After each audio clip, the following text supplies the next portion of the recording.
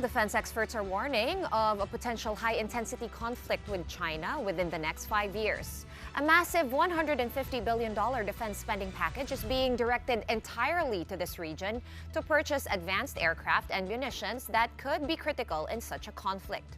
Mobile journalist Merimon Reyes with a report.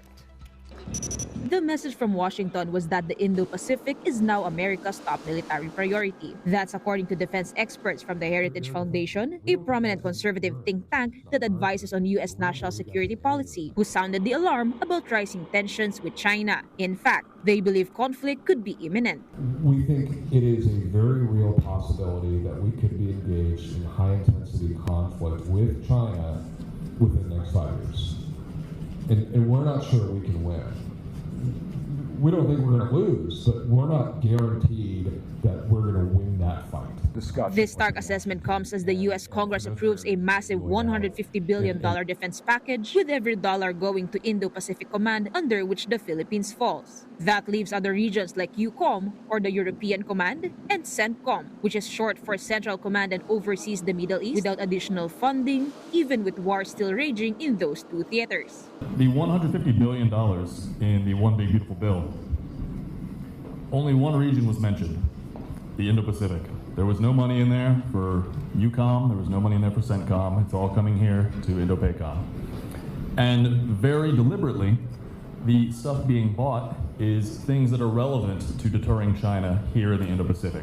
Heritage Foundation analysts who closely track Pentagon spending and strategic priorities says this represents an unprecedented shift in American military focus. But where will the money go? Wilson Beaver, senior policy advisor for defense budgeting at Heritage, says they are recommending to the U.S. Congress to buy assets specifically designed for potential Indo-Pacific combat scenarios, like advanced aircraft and precision-guided munitions that would be critical in any conflict with China. It's not, tanks, which are very useful in Europe, less so here.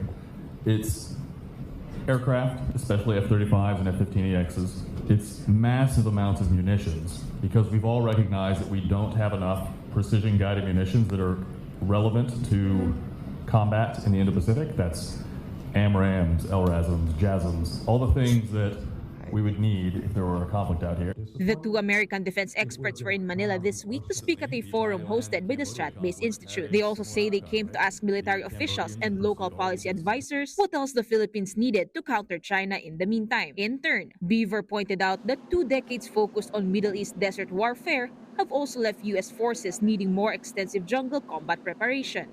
Similarly with the Philippines, right? Our guys have been in the desert for the past 20 years, and we don't have that many units that are familiar with jungle warfare. Doing cross-training with Philippine counterparts here on jungle warfare would be extremely beneficial to American troops. I know we do some already, but doing a lot more would be helpful. Just a day before the forum, the urgency of America's Indo-Pacific pivot was underscored near Scarborough Shoal. That's when a Chinese warship crashed into its own Coast Guard vessel while aggressively pursuing a Philippine Coast Guard boat that was delivering supplies to Filipino fishermen. The Department of National Defense called it an atrocious and inane conduct from China. With such volatile confrontations in Philippine EEZ, that massive U.S. defense buildup may prove more crucial and more imminent than anyone anticipated. Mobile journalist Merimon Reyes, we are One News.